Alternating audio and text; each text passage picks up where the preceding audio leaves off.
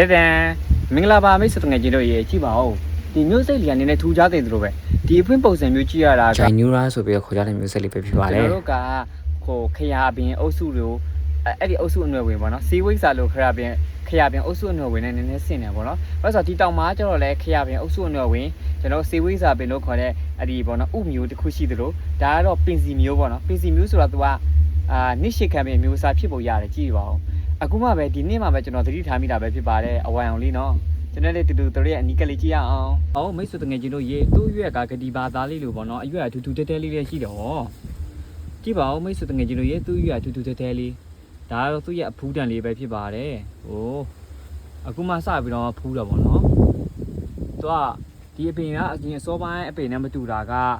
ပင်စီတက်တုတ်ရှိတယ်။သူအမြင့်စုံရှိတယ်ကြည့်ပါဦး။မြင့်ရှည်ပင်ပုံစံမျိုးအုပ်စုတွေကထူးကြရင်နော်ဒီလိုပုံစံမျိုးပင်တများတစ်ခါမှမတွေ့ဘူး။ကြည့်ပါဦးအရွက်လေးကဂတိပါသားလေးလိုပုံစံမျိုးလေးထူးထူးတဲတဲလေးပြီးအခုမှစပြီးတော့မှအပွင့်ပွင့်မှာပဲဖြစ်ပါတယ်ကြည့်ပါဦးအပွင့်ပွင့်ရင်တော့တစ်ခါရရမှာပေါ့နော်ဒီလိုရေးအိုးပါလေဒါမဲ့ဒီအပွင့်အခုမှပဲစပြီးပွင့်နေဆိုတော့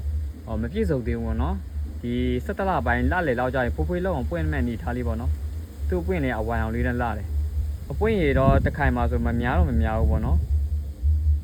ကျွန်တော်တို့ကတခါကြရင်လေးလာတာတဲ့အမြကျွန်တော်တို့အရင်ကသတိမထားမိတဲ့အပင်မျိုးကွဲတွေကအခုမှပဲသတိထားမိတော့ပေါ့နော်အဲ့လိုပုံစံမျိုးဒါလည်းဒါနီချာအုပ်စုတွေကပေါ့နီချာဆိုတာသူကပြောမှဆိုရင်ဒီဟာလေးကတော့ဒါ DC အုပ်စုတွေကပေါ့နော်